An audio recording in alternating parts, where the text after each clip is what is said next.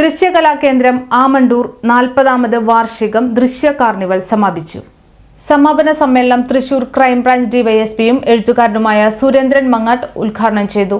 ഫാസ്റ്റാക്കി കളഞ്ഞു, വളരെ സ്പീഡിൽ കാര്യങ്ങൾ തീരുമാനിക്കാവുന്ന രീതിയിലാക്കി നമ്മുടെ സോഷ്യൽ മീഡിയ പോലുള്ള ഡിജിറ്റൽ വേൾഡ്.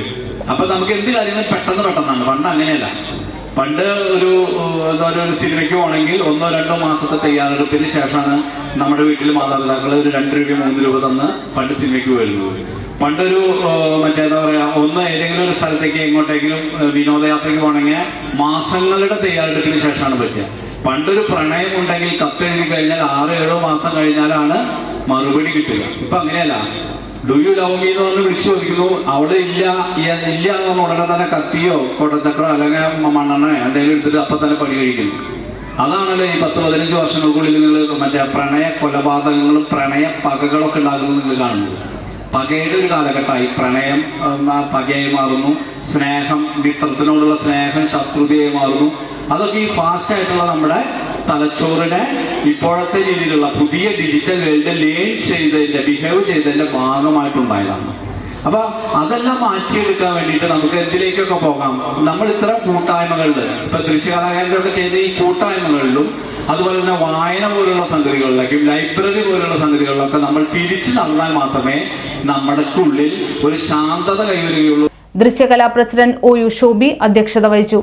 പ്രശസ്ത കവിയും ഗാനരചയിതാവുമായ എങ്ങണ്ടിയൂർ ചന്ദ്രശേഖരൻ മുഖ്യാതിഥിയായി. വായിച്ചു വളർന്ന ഒരു നാടാണ് നമ്മുടെ കേരളം.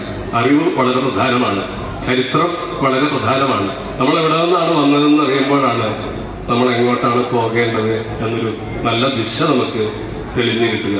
40 വർഷങ്ങൾക്ക് മുൻപ് ഇന്നത്തെ യുവാക്കൾ പ്രവർത്തിക്കുന്നത് പോലെ കലയ്ക്ക് വേണ്ടി പ്രവർത്തിച്ച വലിയ നല്ല മനുഷ്യരോട് ഇന്നുണ്ടാവും പലരും 40 വർഷം മുൻപ് ഈ ക്ലബ് ഉണ്ടാക്കിയിരുന്ന ആളുകൾ എല്ലാവരും അവരെയൊക്കെ ഓർമ്മിക്കാനുള്ള ഒരു ദിവസമാണ്. ഞാൻ 146 പടത്തിൽ പാട്ടെഴുതിയ ആളാണ്. എനിക്കതിന് കാരണമായത് എൻ്റെ ക്ലബ്ബാണ്. ഞങ്ങളുടെ അമ്പലത്തിൻ്റെ ഞങ്ങൾ ഉണ്ടാക്കിയതാണ്. ഒരുപാട് ആളുകളായിട്ടുള്ള ബന്ധം ഉണ്ടാക്കാൻ അത് കഴിഞ്ഞു. ഒരുപാട് സാഹിത്യകാരന്മാരായിട്ട് കലാകാരന്മാരായിട്ട് ബന്ധം ഉണ്ടാക്കാനും എൻ്റെ ചെറിയ കഴിവിനെ വളർത്തിയെടുക്കാനും എനിക്ക് ഒരുപാട് സുഹൃത്തുക്കൾ ഉണ്ടായിരുന്നുള്ളതാണ്.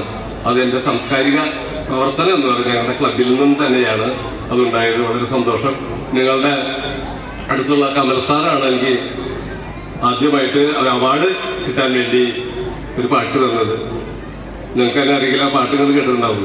ഏനുണ്ടോടി അമ്പിളിച്ചന്തം, ഏനുണ്ടോടി താമരച്ചന്തം, ഏനുണ്ടോടി. ദൃശ്യകലാകേന്ദ്രം രക്ഷാധികാരികളായ സഫർ അലി ഖാൻ, PJ മുഹമ്മദ് റാഫി, TA സൈഫുദ്ദീൻ എന്നിവർ സംസാരിച്ചു.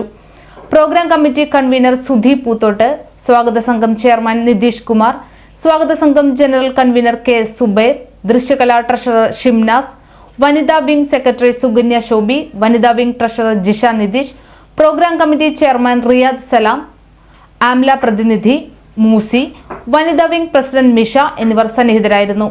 ചടങ്ങിന് ദൃശ്യകലാ സെക്രട്ടറി ഷഫീഖ് സ്വാഗതവും പ്രോഗ്രാം കോർഡിനേറ്റർ ഫിറോസ് ചൂര്യൻസ് നന്ദിയും പറഞ്ഞു.